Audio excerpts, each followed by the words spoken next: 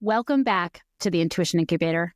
Today, I have with me Rich Melheim, neuro-edtech pioneer, futurist, publisher, author of 39 books, publisher of 24 albums, international preschool designer, NFT documentary producer, AI, AR, VR, 3D, metaversal education game designer, and a pretty good dad.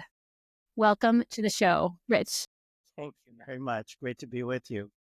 So, my gosh, like where to begin? One of the things that we were talking about was this school that you're creating. Let's begin there because it's really fascinating. Prompted you, what is the school? Share with the audience what it is and what prompted you to create it. It's really a pretty amazing accomplishment and effort.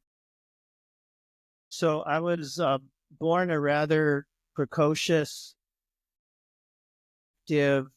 slightly dyslexic kid to whom sitting in a classroom all day just didn't make any sense whatsoever.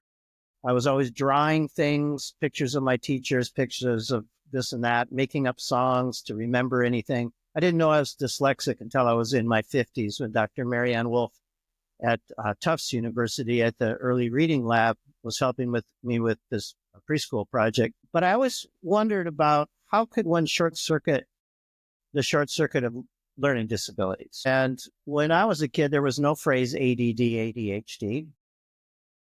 So I've made friends with Dr. John Rady at Harvard, who wrote the book Driven to Distraction, which pretty much every teacher for the last 40 years has had to read about ADD, ADHD.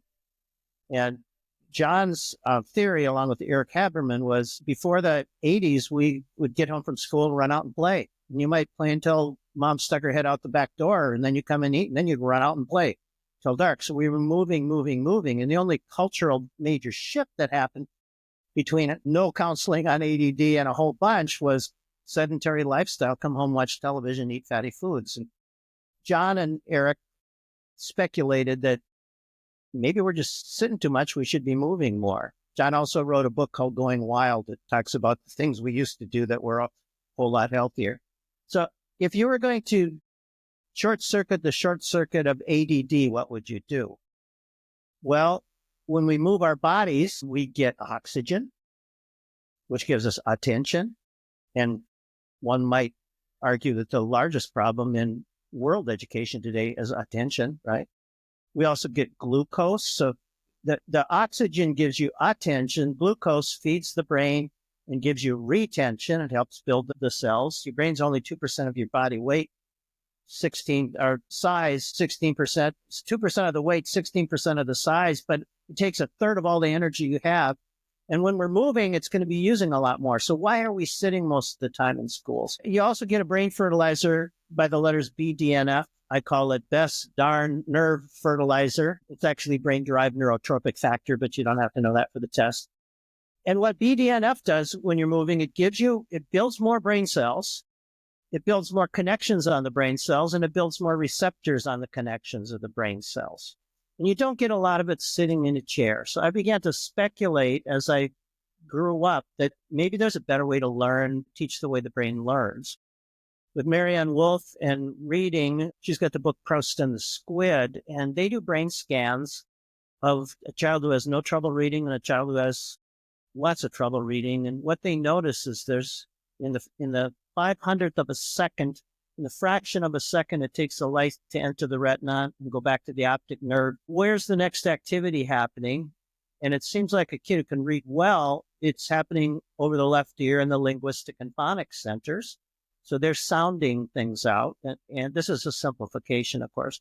But in the child who has dyslexia, a lot of activities happening in the right brain, in the big picture brain, without any words to it, but giant pictures. Later on, when we talk about being stuck, we can get into the left brain, right brain, and the connection between the two.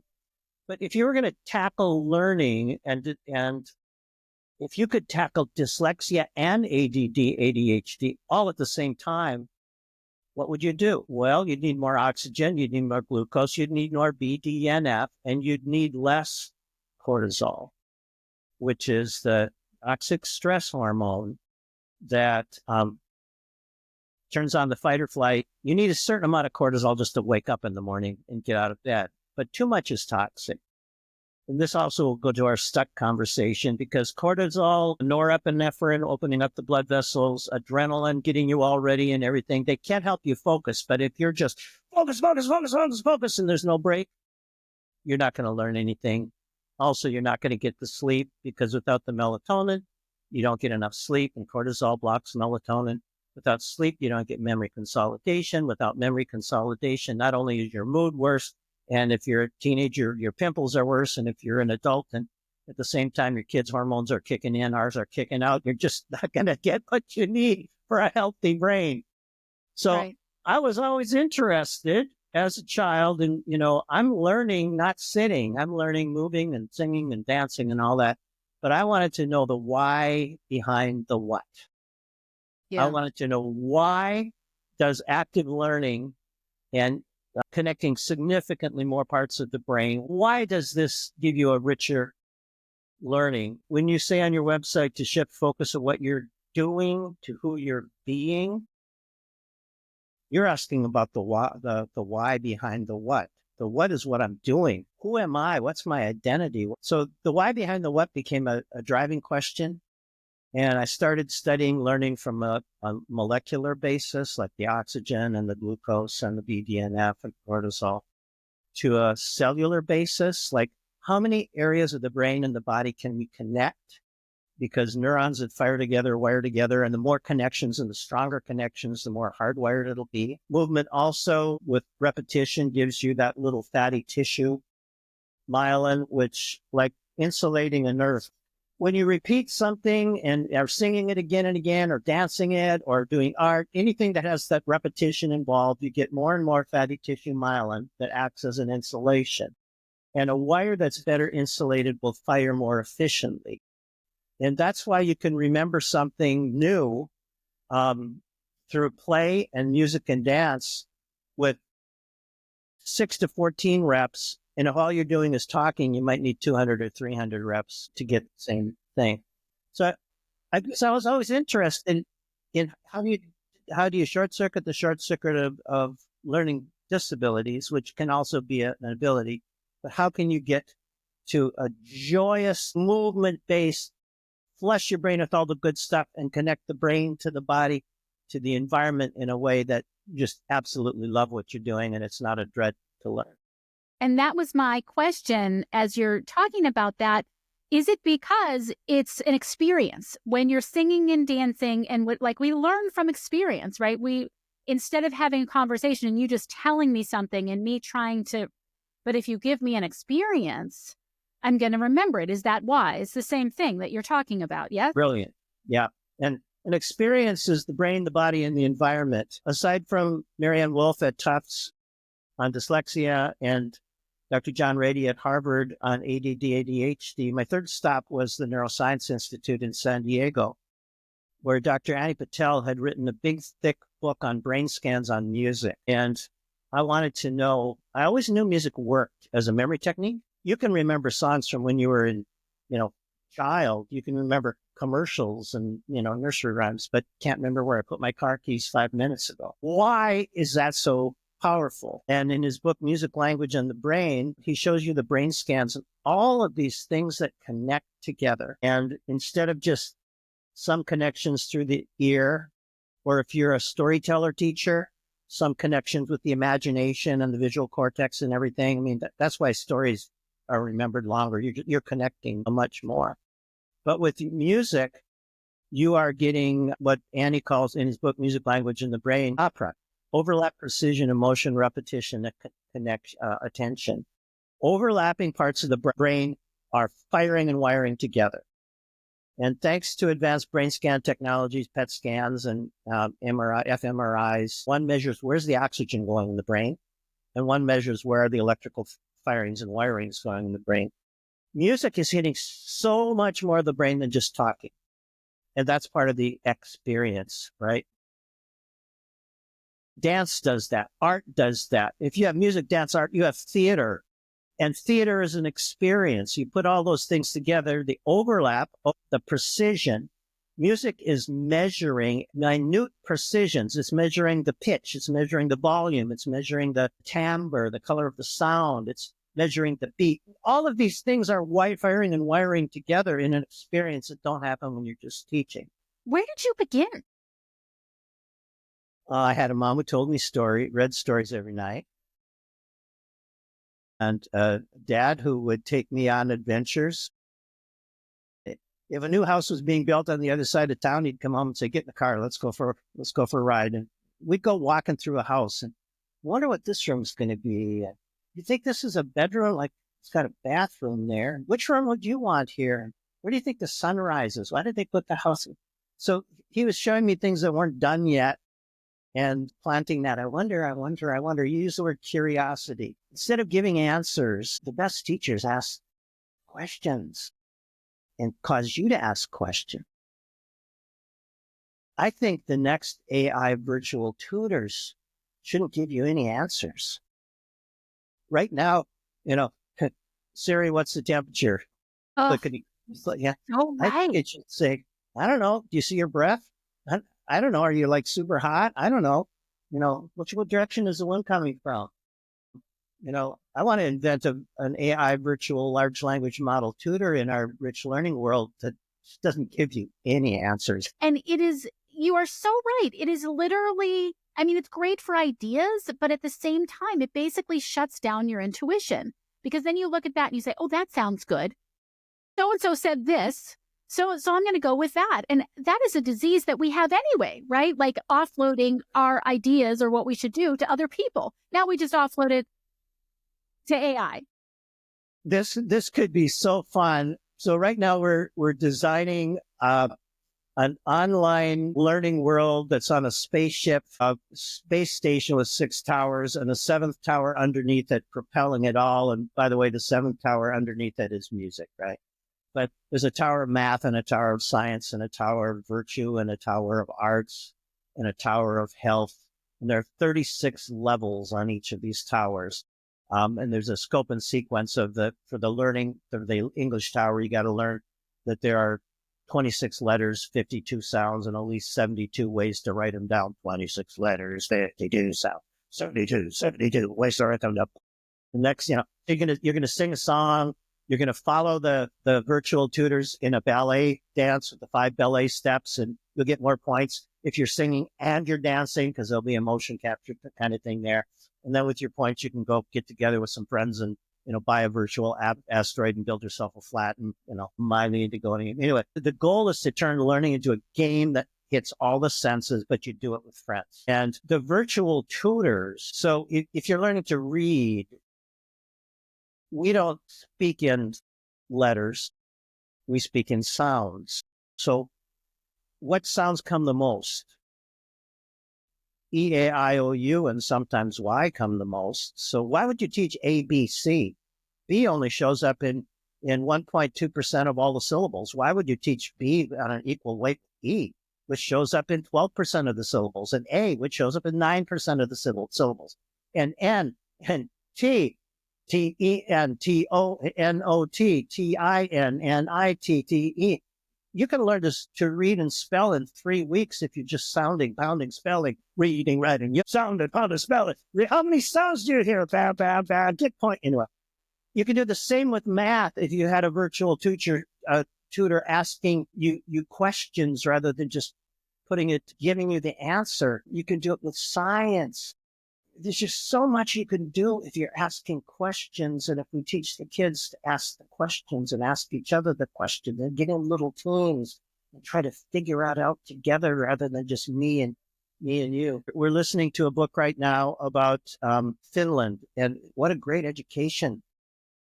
Finland always scores way up. They hardly ever study in Finland. My advisor for my doctorate is from Korea, and Korea always scores at the top.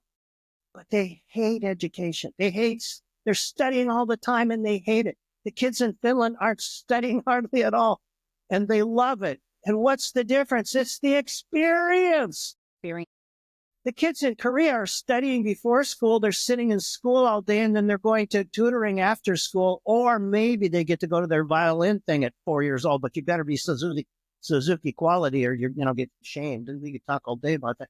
The experience, the love, the fun, the collaboration. I had to learn with experiences because I couldn't just read the way kids were reading, and I didn't think the way. And that goes to the whole thing about disability. Mm. Huh. Einstein, Edison, you know, how many people were called a dunce in school just because they were looking at other things at the time that gave them the interest? And I think if you teach the way the brain learns, if you harness the neurology of what we know lights up the whole brain, the body, and the environment, we can create a world for kids of learning where the AI is not just a supplement giving them the answers, but is a connection. I've got a friend in Shanghai, Mumbai, Dubai, and my cousin in Cincinnati going on a learning quest together. And we're going to learn our French by beaming in to the Eiffel Tower. And here's your 200 francs, and you got to get to the Rodin Museum, and you got to get a baguette at this address, and you got to get back here by the light show tonight, and no one will ever speak English to you all day. Wouldn't you rather do that? Yeah, but not only would you rather, but oh my God, there's so many things. So one thing, we just dialed right into intuition, right? Because when you're working with people and trying to find the answer and whatnot, you're tapped more into your own intuitive knowing. You're not relying on, what the teacher said. And this whole idea of, as you're explaining this, there's joy. There's joy, the experience of people are in joy. And by the way, this whole French thing and the Eiffel Tower and all of this, you're learning, I always say that empowerment can't be bestowed, it's generated. And how empowering is it to learn that you taught yourself, that this came out of you, and in a collaborative effort. And just that experience alone, right, it feels like it's teaching people joy. And, I feel like I've said this quote 1,000 times lately with people I've been talking to, but, going back to Howard Thurman, don't ask what the world needs, ask what makes you come alive, because what the world needs is more people to come alive. And you're talking about learning in a way where people are coming alive. And what kind of place would we live in if this is how everybody felt, instead of, who got the A and I'm comparing myself to you, and this is the bar that we have created for all of us, all of you, where this is the bar and you need to look at this and and we're all just like, okay, that's the bar. I need to have 800,000 followers. I need to have, this is what, this many downloads, then I'm successful. Oh my God. Right. And this is, and you're really trying to flip that paradigm, more than trying to. I mean, you're creating the systems and ideologies and putting people together, and that can fundamentally change that. One fear I have is that the kids who can't afford the access will be left behind on not the information highway, but the new world of learning. Right now, we send our kids to after school mathnasium if they need it, or a reading center, Huntington Learning Center or something, or after school, a little violin experience, or the soccer group or the dance group.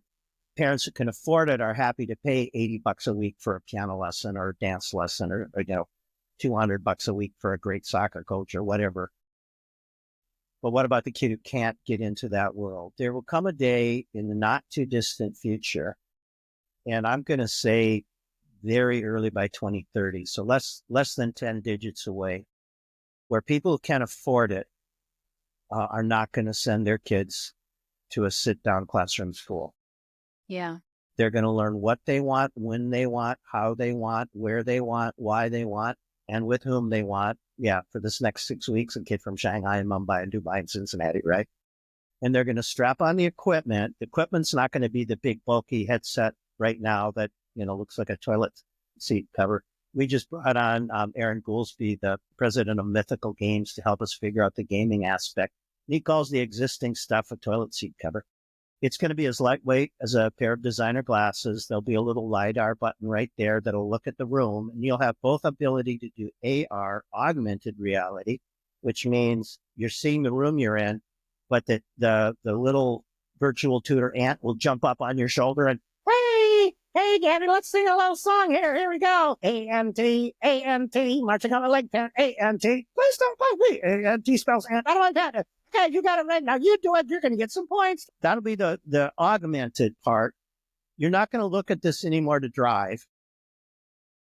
The idea that, you mean you had to look at a little screen to drive, crazy. Well, you won't be driving the cars, they'll drive themselves. But the interim thing will be, you're going to see it all right here very, very quickly. Classes, yeah. Right.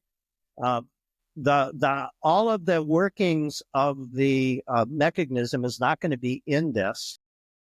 Your photographs might be in the band, but there'll be something probably about this size that has the brain of the computer generating what it is you're going to learn. The 3D part will be like going into a holodeck. And yeah, you're at the base of the Eiffel Tower. You will have your choice of, I want these people on my team for the next 6 weeks, and I want to go with these subjects. Or you can have it, I just want my kid to have a friend from Taipei and Johannesburg and, Naples, Florida, or whatever. Or part of them will be virtual tutors. What we're designing in our city of 6 towers is a virtual alien tutor is with you to launch the song and the dance with the embedded learning. And then you go with your team to do the quests and do the games and stuff like that. So the movement is happening the kid is moving in their own house to this virtual thing. But what about the kid that's like, they don't get as many points. Okay. And what's the grade? So how does the grade go? If you can make it all the way up to 36 experiences in the Tower of Language, you get an asteroid and you can build a place on the asteroid. But now you need to make some money. It used to be you went to the video game and you put quarters in, you would pay to play. In this different world, it's going to be play to pay. So learn to earn. If I can show that I have hit this mark, it's like a quest.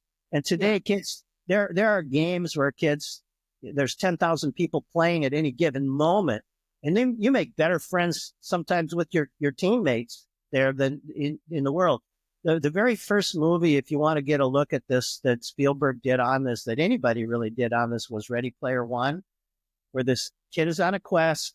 He's living in a, post-doc dystopic trailer, got no money, mother's broke, but he gets a chance to own this whole world, and he's got a team that is on that quest. That's what learning is going to be.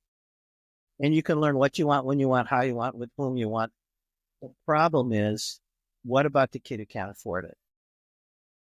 I can't afford the download. We did 3 summers in the poorest county in South Carolina with a rich learning experiment. And there are high schools that even the valedictorian can't read. We're just graduating and pushing people out. Had one mom tell me, why does my kid have to read? She can read the pictures on the corn can from if she ever gets a job, she doesn't need. What if you're so hungry and you've got friends encouraging you? And what if you can't get your asteroid unless everybody in your team passes this level with you? Suddenly you're helping everybody else. Come on, you got to do this. You got to do this.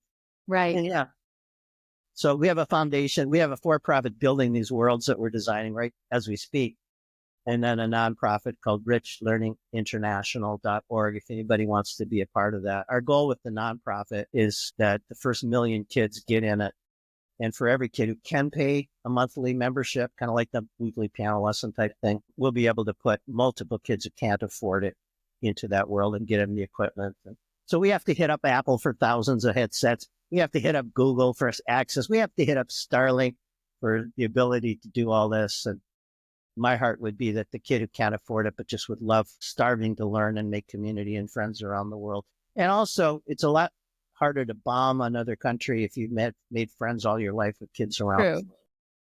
True. Now, I have a very important question, and I deem it important. All right. Then it's important. Important to me. So here's the question.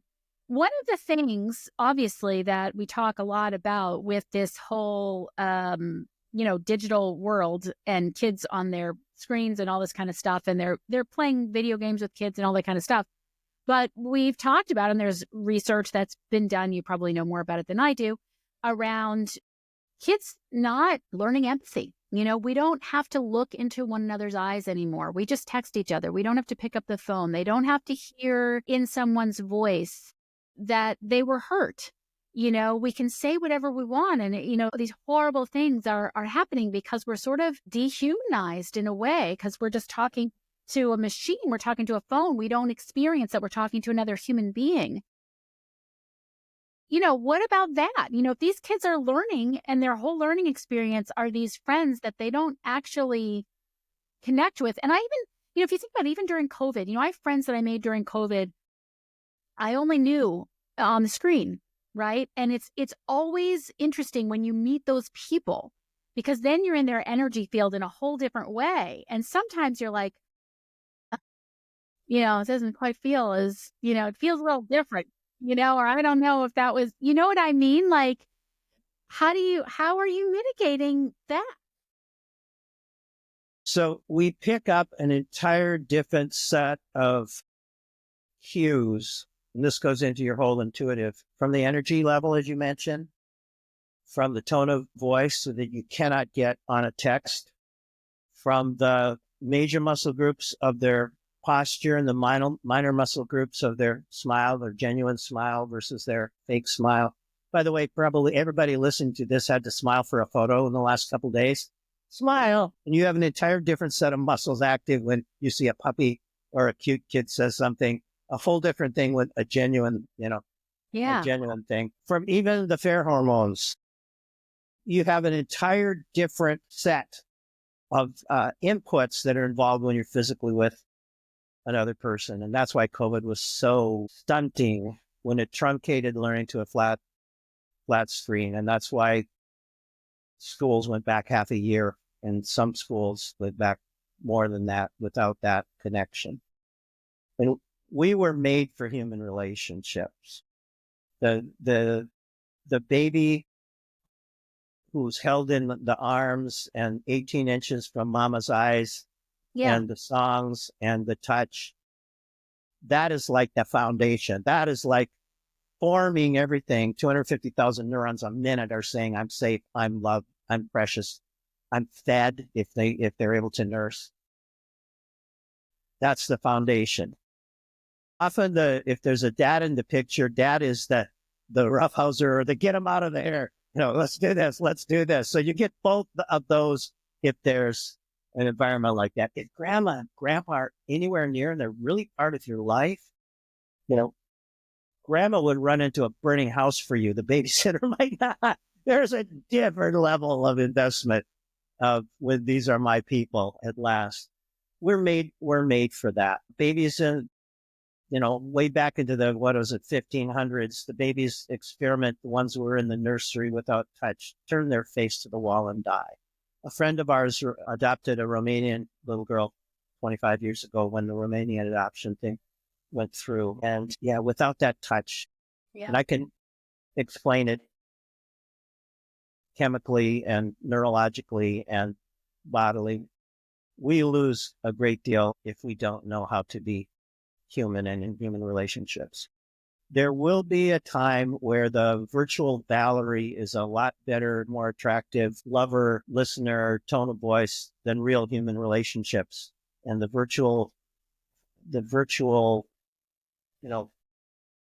we won't know the real from the unreal unless we help kids get in real, caring, fun, challenging, anchor and sail relationships now. So more than ever, we have to be able to not just take the time to take them to soccer, kick the damn ball with the kid, right? We need to teach them the value of that. I have a little thing that I try to do every night, and I did it with our kids. And it starts with sharing your highs and lows of the day, what was good and what was not so good. Yeah. Because if you don't know your child's highs, you don't know them. If you don't know their lows, you don't know them. And if they don't know their own highs and lows, they don't know themselves either.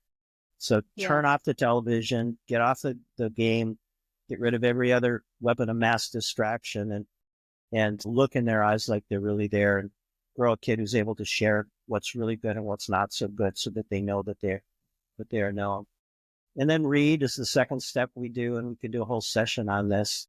If you're a person of faith and you read your ancient stories and your ancient scriptures and Abraham and Sarah are way too old. There's no way anything's going to happen, but they can't sit at home. They got to go out on that adventure kind of thing.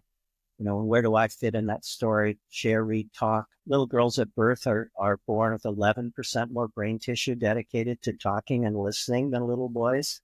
If you want to have a really fun guest, get to Luann Bresadine, the author of The Female Brain and the Male Brain, about at birth, what's different. Up there in the left brain, linguistic and phonics centers, little girls have 11% more brain tissue. Little boys have 2.5 times more tissue dedicated to action and aggression and sex at birth. At birth. Share, read, talk. But if you want to raise a little boy who'll talk, guess what? Talk. Just like muscles, the more you lift, the more capacity you grow to lift. The more you talk, the more capacity you grow to talk. The more you listen, the more capacity you grow to listen. The word compassion and empathy are the same word in Latin and Greek, by the way. Pathos, in pain. I hurt when you hurt. That's what true empathy is. It's not sympathy. Oh, I'm with you. I feel. No, right. I hurt when you hurt. Passion, the word passion is the suffering with suffering. So if you want to raise somebody to be real, you need to start very early imprinting and myelinating the neurons. As the ancient scripture says, myelinate the neurons when they are young, and when they are old, they will not depart from it. Share, read, talk. And if you're a person of prayer, bring those highs and lows in prayer. If you're not a person of prayer, just tell my wish for you is that you'll have even more joy with that good thing that happened today, and that you'll figure out a way how to get rid of that bad thing tomorrow, or how to deal with that, or not just push it off. And then we bless our kids every night of their lives. You know, those are 5 things you can do to create that person of empathy, of compassion. And I think we need it more than ever before. So with this, it's a virtual school. Is this what basically we're saying it's at home that they're going to learn those other tactical, being with people, touch, empathy, all of that kind of stuff. Because the school... Tactical is really a great word, by the way. Tactical is a perfect word. Yeah. It takes tact, it takes touch, and it's just a great word. Yeah. Maybe we should write a book together called Tactical. Yes. So tell me, what do you recommend for people who are stuck? If you're stuck, you need to have probably 3 or 4 things, because the why behind the what on stuckness is often fear. Fear of failure, because I tried it before and it just didn't work. Why should I even try? Fear of shame. I'm not good enough. Those are those old tapes that we talked about. I'm not good enough, and I'll disappoint my mother or whatever. Fear of danger, personal danger. The body hates pain. Yeah. The body will do anything to get out of pain. It loves pleasure, but it hates pain more. Any kind of pain, right? Emotional pain, not just physical pain, but particularly emotional pain. And there may be a trigger that then hooks you up into all of the other pain you ever had in your life around this issue. You only may be consciously aware of it, like the tip of the iceberg, but for some odd reason, all of that is there now, and you can't even explain it. And when they talk about intuition, I'm sure you've read, a lot of intuition happens on the right side of the brain. That's why you don't have necessarily words for it. It just feels wrong. Not all of it, but a lot of intuition happens on this big picture part of the brain. But there's a handful of things that can help on the subliminal way to get unstuck. And there's a handful of things that can happen in the brainstem. And there's a handful of things that can happen in your adult judgment center, the prefrontal, the neocortex. When we started studying preschool neurology to embed a great learning environment and figured out music, dance, art, and theater, just this wonderful experiential way to get beyond it, we looked at a handful of things that would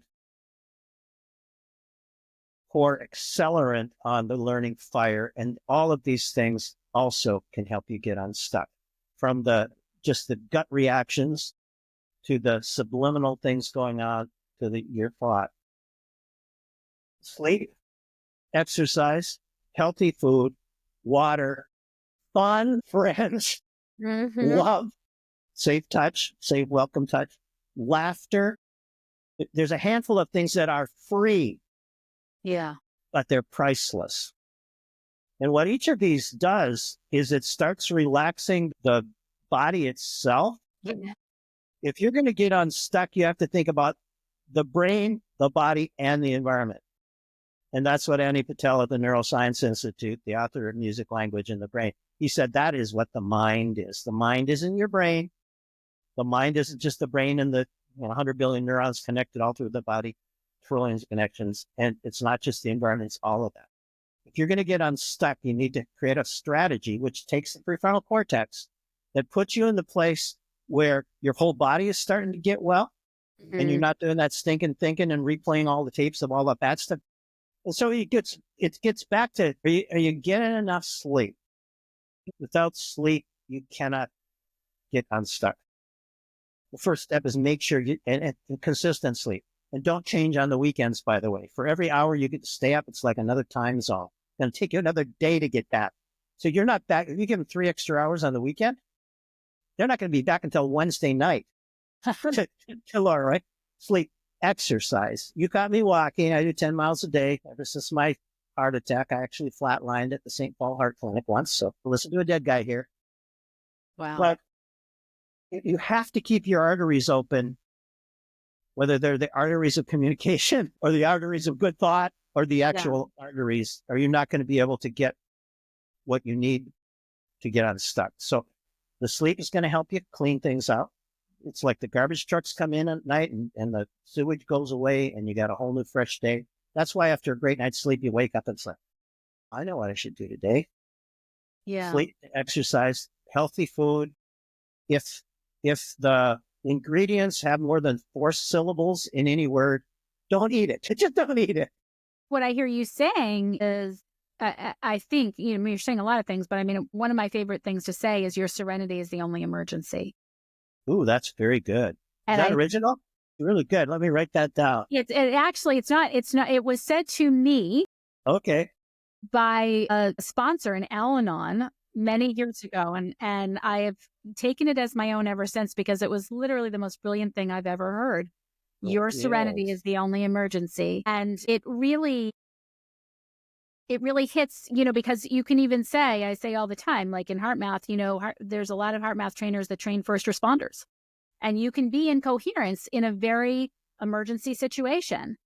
That coherence is the first emergency, because if you go running into a fire with, incoherence and not in serenity, you're not going to make the right decisions. And all the things that you're speaking to is really about lowering those cortisol levels, getting out of fight or flight. And that's ground zero for getting unstuck. Is kind of what what I'm hearing you say, is that you have to get all of these survival functions balanced. Right. And Maslow would put them on a hierarchy of needs. You have to get your thing before you get to the top. But there's so much happening with stuckness that you're not, I don't know why I'm stuck. Okay. You're not at the level where you're going to work on the prefrontal cortex until you get everything else healthy up the ladder. Sleep, exercise, healthy food. Fun gives you also creativity and curiosity and new friends and safe, welcome touch, all of those things. So how can I get the things that my brain, my body, and my environment can connect in a healthy way? Okay. And then the first step, and the whole baby steps thing, what's one thing you can do? One tiny little thing you can do that'll move you a little closer to whatever it is that goal is. Just take that and you get some dopamine. It's like, oh, okay.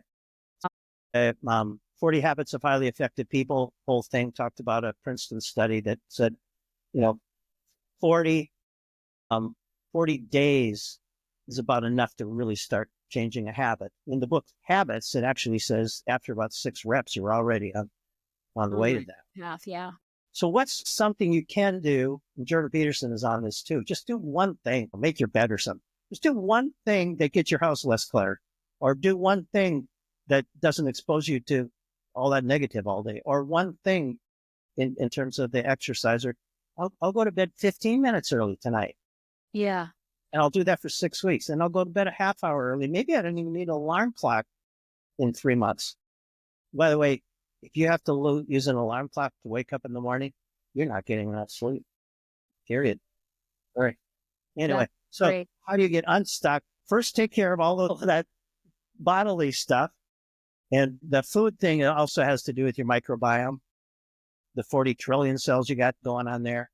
So I get up in the morning before sunrise And I have 3 scoops of yogurt with either blueberries or walnuts or almonds and a glass of mint tea on my 1 mile walk to get my coffee.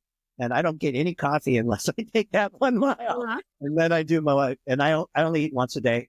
I eat at supper time. Yeah. But yeah, baby steps, And baby I steps. think what you're saying too, I think all of those things are a good route to get more in touch with your intuition as well. Yeah, I'd like to hear before we end, what is your definition of intuition? There is so much underneath our what we think of as our identity that feeds our reactions, that feeds our thoughts, that get triggered in a positive way or a negative way. And you are so much more than your brain and your thoughts. You are so much more than your body. You are so much more than your environment. But when the brain and the body and the environment pattern things over and over and over, either in a healthy or unhealthy way, you are aware of it without being aware of it. Your prefrontal cortex doesn't have to know and doesn't want to know. There are gatekeepers that are trying to keep all that information out. So right now, for instance, can you feel the weight of your shirt on your shoulders? Of course you can. You always could, but the brain said that's not important. Can you feel your toes in your sock? Can you feel the space around you, the air that's either moving or not moving?